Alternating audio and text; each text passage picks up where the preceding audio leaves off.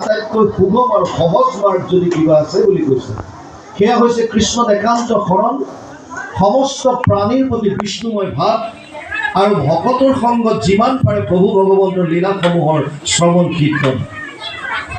সেইকাৰণে যিসকলে উদ্যোগ লৈ এনেধৰণে ভকত বৈষ্ণৱ নিমন্ত্ৰণ কৰি আনি প্ৰভু ভগৱন্তৰ লীলাসমূহ শ্ৰৱণ কীৰ্তন কৰাৰ সুবিধা কৰি দিয়ে, তেওঁলোক শ্ৰদ্ধাৰ পাত্ৰ সেৱাৰ যোগ্য।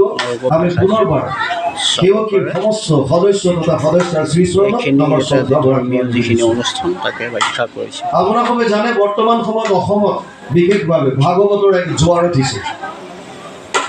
চাৰিওফালে ভাগৱতৰ প্ৰচলন, কোনো কোনো জেগাত অখণ্ড পাঠ হৈছে, অবিৰত ভাগৱত পাঠ 7 দিন হৈছে, ক'ৰবাত 3 দিন হৈছে, ক'ৰবাত 5 দিন হৈছে, আৰু প্ৰায় জেগাত এনেকৈ ভাগৱতৰ পাঠৰ লগে লগে অকণ আলোচনা হৈছে, ব্যাখ্যা বুলি জেগাবোৰকে কয়।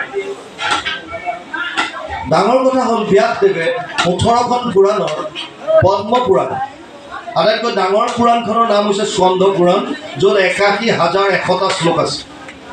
দ্বিতীয়খন ডাঙৰ পুৰাণৰ নাম হৈছে পদ্ম পুৰাণ, য'ত 55,000 শ্লোক আছে। এই পদ্ম পুৰাণৰ শেষৰ খণ্ডটোক উত্তৰ খণ্ড বুলি কয়।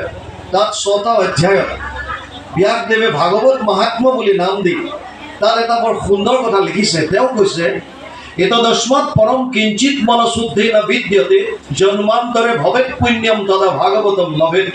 পদ্মপুৰাণ উত্তৰ খণ্ড ভাগৱত মহাত্ম প্ৰথম অধ্যায় 12 নম্বৰ শ্লোক। ব্যাসদেৱে কৈছে, মানুহৰ মনৰ ভাৱ শুদ্ধি কৰিবৰ কাৰণে ভাগৱততকৈ শ্ৰেষ্ঠ গ্ৰন্থ আন একো নাই। আৰু এই ভাগৱত শুনাৰ সৌভাগ্য কাৰ হয়? তেওঁ কৈছে, জন্মান্তৰে ভৱেৎ পুণ্যম, যাৰ বহু জন্মৰ পুণ্য সঞ্চিত হ'ল সেইজনেহে ভাগৱত শুনাৰ সুবিধাকণ পায়। এতিয়া বৰ্তমান যদি আমি চাওঁ অসমৰ প্ৰেক্ষাপটত, প্ৰায় মানুহে আমি ভাগৱত শ্ৰৱণ কৰাৰ সুবিধা পাইছোঁ, মানে আমাৰ পুণ্য উদয় হৈছে। প্ৰত্যক্ষভাৱে হওক বা পৰোক্ষভাৱে মোবাইলত হওক, প্ৰায় মানুহে বৰ্তমান ভাগৱত শ্ৰৱণ কৰিছে। কিন্তু ডাঙৰ কথা হৈছে, ব্যাসদেৱে যিটো প্ৰথম কথা ক'লে যে ভাগৱত শুনিলে মনৰ ভাৱ শুদ্ধ হয়, এইটো আমাৰ হৈছেনে নাই? শুনাততো আমি শুনিছোঁ, দিন ৰাত শুনিছোঁ। কেনেকৈ গম পাম মনৰ ভাৱ শুদ্ধ হয়নে নাই? সমাজলৈ চাওক। যদি মনৰ ভাৱ শুদ্ধ হয়, সমাজত চোৰ নাইকিয়া হ'ব, ডকাইতি নাইকিয়া হ'ব, ধৰ্ষণ, লুণ্ঠন, ঈৰ্ষা, দ্বেষ, দুৰ্নীতি এইবিলাক চব লাভ হ'ব। কিয়? মনৰ ভাৱ শুদ্ধ হ'ল। কিন্তু যদি আমি সমাজখনলৈ চাওঁ, তেতিয়াহ'লে এতিয়াও চোৰ হৈ আছে, ডকাইতি হৈ আছে, ধৰ্ষণ হৈ আছে, লুণ্ঠন হৈ আছে, দুৰ্নীতি হৈ আছে। তাৰমানে শুনাত আমি শুনিছোঁ, কিন্তু তাৰ পৰা আমাৰ একো প্ৰভাৱ পৰা নাই। তাৰমানে ব্যাসদেৱে মিছা কথা ক'লে নেকি?